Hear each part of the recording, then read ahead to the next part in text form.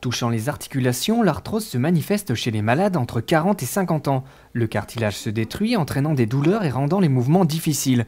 Pour Annie, la maladie s'est déclarée vers 42 ans. Alors au départ, j'avais des douleurs, assez souvent des douleurs dorsales, lombaires, cervicales, et jusqu'au moment où je me suis trouvée avec un point sur l'épaule, à pas pouvoir lever le bras, et ça devenait invalidant. Alors les douleurs, c'était une chose, je savais que il y avait des mouvements qui étaient plus douloureux que d'autres. Mais quand j'ai commencé à avoir les articulations qui se bloquaient et qui me faisaient mal, là j'ai eu, je dirais, les premiers signes, et les radios ont montré qu'effectivement, au niveau osseux, on avait sur la radio ces petites zones blanches qui indiquaient donc le phénomène arthrosique qui démarrait. La maladie s'est ensuite déclarée au niveau des poignets et du genou gauche, avec notamment des inflammations avec épanchement de synovie. D'autres articulations sont aujourd'hui concernées. L'arthrose a évolué. Je l'ai davantage maintenant au niveau des mains. Je faisais beaucoup de piano. Étant plus jeune, j'en ai refait jusqu'au moment où les douleurs sont devenues, je dirais, insupportables, au point que les doigts se bloquent. Donc les matins, quand je me lève et que je commence à avoir du mal à étendre parce que ça me fait mal et parce que l'articulation se bloque et d'un seul coup ça vient à sauter, que ce soit au niveau du pouce ou au niveau des petits doigts, pareil. Donc là je sais que faut pas que j'entame ni vaisselle, ni que je touche rien de fragile, rien de lourd, parce que ça va aussi au niveau poignet, là je peux tout lâcher, je casse beaucoup à ce moment-là.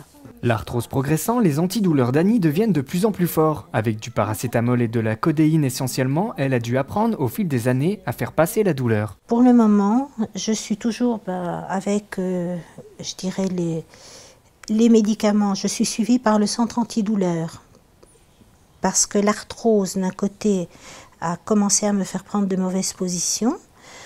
De par le souci familial avec mon mari en invalidité, je l'ai aidé à certains moments pour la douche, et je me suis abîmé donc les disques avec une hernie discale qui n'est plus opérable, mais qui se retrouve prise aussi avec des os qui ont un phénomène arthrosique important.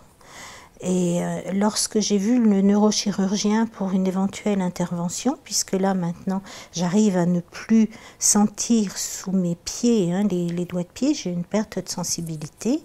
Donc le neurochirurgien m'a dit: Madame, c'est 50-50.